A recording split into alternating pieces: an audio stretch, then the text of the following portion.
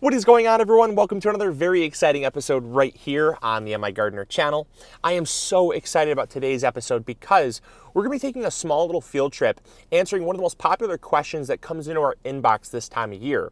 And it's, Luke, how do you find safe straw to use in the garden? Now, we are a huge advocate of using straw. It can be a very beneficial resource, not only for mulch, but also for creating organic matter in the form of compost, or if you're using it in your cores, in your core gardening method, which is a method of gardening that we strongly advocate and really love to use in our gardens, and one that you should try as well. We use straw for a whole host of things in our garden, and it can be tainted with some herbicides. And this is one of the biggest concerns that a lot of gardeners have when they write into us is, Luke, I've heard a lot about these herbicides that can be on straw. I know you use it a lot in your garden. Now, how can I figure out if the straw that I'm using has been treated or not? Or, I had an issue with it before, using straw that's been treated in my garden. I've gotten rid of it. I would like to start fresh, but I'm kind of worried about, I'm kind of really leery of using straw in the future because of the past experiences that I had. And I completely sympathize with you. We've used straw in the past that has been tainted with herbicides, and let me tell you, it only takes a small amount, a microscopically small amount, to create huge amounts of damage in your garden. And that's because the herbicides that are used commercially on straw, they're very, very potent. It only takes a small amount of them to completely inhibit, if not kill, the plants in your garden. Now, for those of you that have never had this issue before, you might have actually had the issue, but never even known you had the issue. And how you know typically that you have an herbicide issue is the first sign of herbicide damage is stunted growth. If your plants grow, they look healthy, but they're just kind of really withering at the top and they're not really growing a whole lot more. The leaves are very curled, and you have good fertilizer, you're watering adequately, they're not under any form of stress, but they're just all withering, not just one, but like a vast number of your plants. It's usually caused from some type of herbicide damage, or it can be if you're using straw. Another symptom of herbicide damage is that the seeds just don't even sprout at all. They literally just die right in the soil. And that can be caused from very high concentrations of herbicide. Now, depending on the severity of how much herbicide you have in your soil is going to dictate how, obviously how bad the effects are. So the one thing that a lot of people write into us is they think that a lot of their tomatoes or their peppers and tomatoes have curly top virus, because it does look a lot like curly top virus. But I ask them, is it one plant or is it like your whole bed? And is it isolated to just that one bed, or do you have tomatoes elsewhere that are not affected but just that one bed? And generally, more often than not, it's these small little localized areas where straw was used, where it can have a widespread effect, but it's usually very localized to where the straw is. And so those are kind of some ways that you can figure out if you've had it or not. And the next question, if you have it, is how do you get rid of it? Well, pretty much time or complete remediation or removal of your soil. Now, I'm not someone that wants to dig up my whole bed and replace it with fresh soil. So what I would do is I would apply a ton of compost, a ton of fresh, organic matter, really kind of just bury that in and almost dilute the issue. And over time, it will leave the soil. Now, if it's a very big issue, if it's a very widespread issue, that can be kind of challenging and something that's going to take either time or, like I said, a lot of work to fix. But it can be resolved. And then going forward, it's about using safe straw. Like I said, straw can be a very, very beneficial resource, and one that we use in our garden every single year. And we prefer, if we can, to use free resources. I don't want to go out and buy straw bales, because I can find them in pretty much every street during Halloween and between Halloween and Thanksgiving. People throw them out at the road, and so I can get free straw bales. But you do run the risk if you don't know the source, or you aren't in an area where using those herbicides is illegal. So in our area specifically, using those herbicides is actually illegal. Our area is very close to the Great Lakes, and this area specifically has banned the use of those herbicides due to the runoff into the lakes. So they are not using those herbicides in our area. that's a very safe thing for you. And you can look up those regulations locally and regionally, which is going to help you. And that means that pretty much anywhere that I go in this area that has local straw is going to be safe. But I'm also going to take you out. I'm going to take you out into a rural area. We're going to take a quick road trip. That's why we're in the car.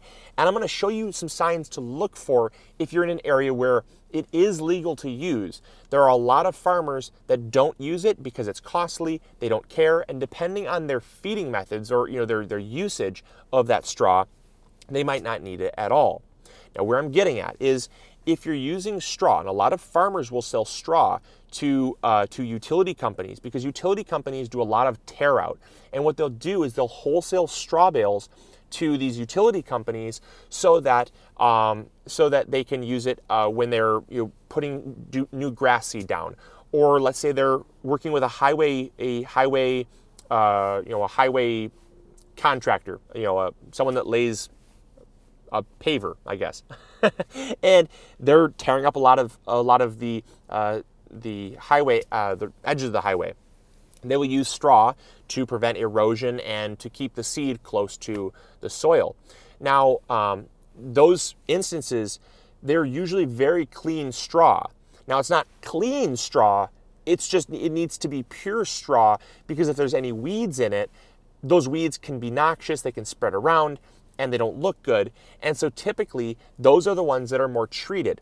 Now, if they're used for animal feed, on the flip side, if they're used for animal feed, typically that straw is very free of herbicide, because the added weeds, a lot of farmers don't really care if there's added weeds. Things like clover, things like hairy vetch, and your other some mustards and other things like that, your amaranth, Palmer's amaranth, more very specifically. A lot of those crops, animals will eat them, and so it's added nutrition to that feed. And so a lot of farmers, if they're using it for that type of usage, they won't spray at all. And so we're going to take a quick road trip, and I'm going to show you what you look for. And this has worked for me in the past. I've gone around and I've simply asked farmers. I've looked at where they're at. I've asked the owners, and it just takes a little bit of communication to finding safe straw. So if you're not in an area where it's illegal, let's take a quick road trip, and I think you guys are going to enjoy this. All right, let's go. Welcome to a brand new episode of Cash Cab. I'm your host, Luke. Totally kidding, but I'm going to give you some fun facts that maybe you might be able to use on Cash Cab. So we're going to first talk about the two different types of herbicide. So there are two different types of herbicide. One is considered contact herbicide, the other is systemic herbicide. Now, the herbicides that are typically sprayed on these crops are actually considered systemic. And the reason why they're systemic is because what they want to do is they want to apply it to the field before the weeds actually sprout. And this way, it not only affects the current plants, but also future plants. So systemic herbicides are typically what is used, and that's why it affects your garden the following year, because the plants actually soak up the herbicide into the system of the plant. Contact herbicides are a lot different. Contact herbicides are a lot more like Roundup, where if you spray your plants with Roundup, that Roundup can have some residue in the soil, which can affect plants, but it usually will alleviate itself after a year, because it just kind of dilutes and it does not have the same effects. So things like Roundup would be considered a contact herbicide, whereas these more really potent herbicides used in straw are they're more of a systemic herbicide. So those are the two different types of herbicide. But then there's also what is considered a narrow spectrum or a broad spectrum herbicide. Now, a narrow spectrum herbicide is something like, let's say you're looking to just kill crabgrass. It will say just kills crabgrass, and you can use it. A very common one would be like feed and seed. So if you're using feed and seed, it's going to feed your grass and kill all the weeds. It is a very specific herbicide. Then there's what's considered a broad spectrum herbicide. And a broad spectrum herbicide kills all different types of plants. It is indiscriminate in what it kills. And so typically, the type of herbicide that is used on straw is considered a narrow spectrum herbicide because straw is not genetically modified. Farmers, how they get away with, for instance, things like corn, right? You might be asking yourself, well, corn, if they apply an herbicide that kills all different types, how doesn't it kill the corn, or soybeans, or sugar beets? That's because farmers actually use a broad spectrum herbicide like Roundup to kill all the plants except for the corn. The reason why it doesn't kill the corn is because they actually have, they've actually bred the corn to be immune to, whoa, they've actually, I was on a red light there. They actually have bred the corn to be immune to the Roundup.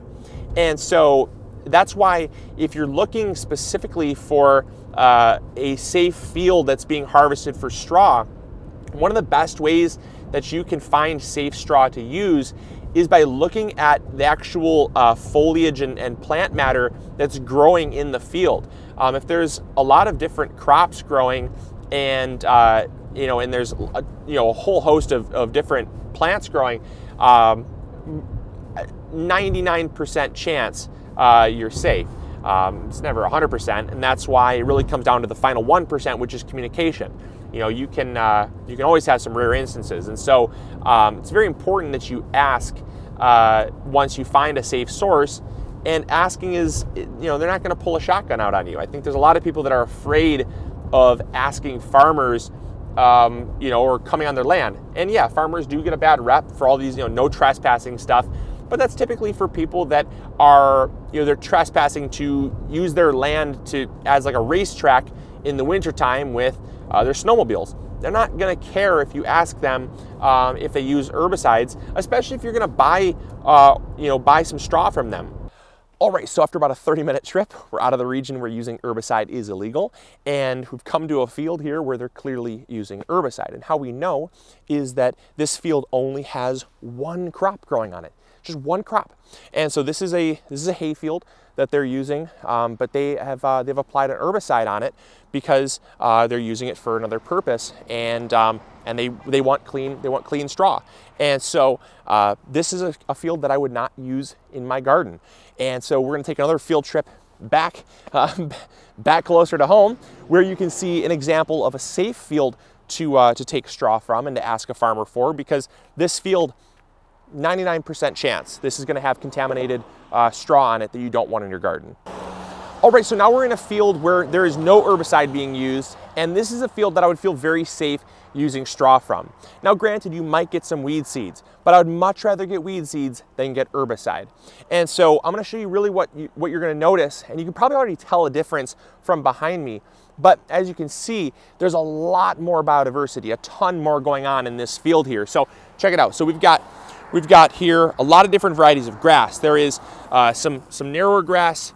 There is some taller fescue style grass. There is some wild carrot.